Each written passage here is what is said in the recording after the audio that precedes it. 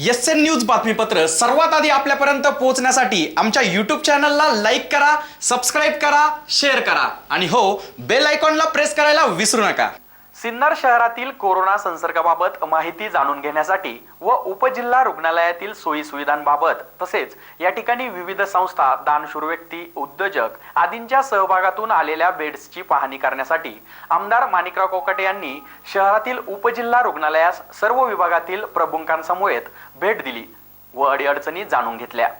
सिन्नर येथील उपजिल्हा रुग्णालयात कमतरता असलेल्या वस्तूंची विविध सामाजिक संस्था, उद्योजक तसेच दानशूर व्यक्तींकडून मदत होत असून त्याबाबत माहिती घेण्यासाठी तसेच उपजिल्हा रुग्णालयातील वस्तूंची पाहणी करण्यासाठी तालुक्याचे आमदार माणिकराव कोकाटे यांनी भेट देत पाहणी केली व सर्व वस्तूंच्या क्वालिटीबाबत उपजिल्हा रुग्णालयाच्या अधीक्षिका डॉक्टर निर्मला गायकवाड यांच्याशी चर्चा करत आमदार निधीतील औषधे पोहोच झाली त्याबाबतही विचारणा करण्यात आली।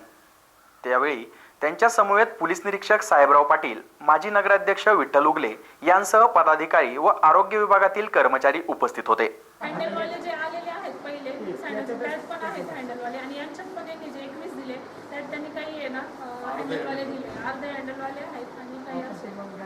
दोन्ही टाईप दिले।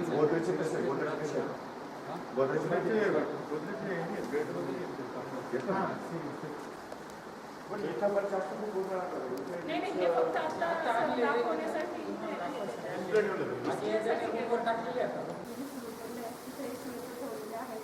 त्या भागातून इकडे नाही कशी त्यासाठी चेक करायचे त्यांना जर काही वाटलं पुढं यांची साथ घ्यायची गरज आहे किंवा काही अडचणी मग त्यांना फक्त इकडे बाकी मग तिथल्या तिथं उपचार पण। आज या ठिकाणी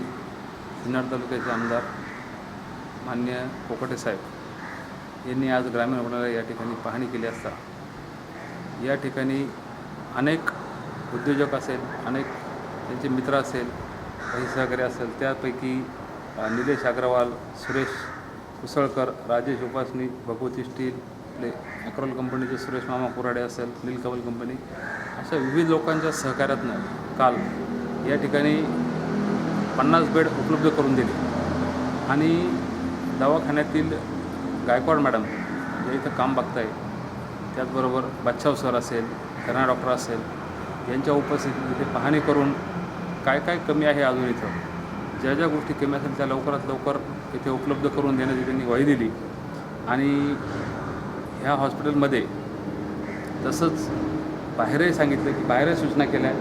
की ह्या ग्रामीण रुग्णालयाच्या ठिकाणी बाहेरून पूर्ण वॉश करून निर्जंतुकीकरण करून घ्या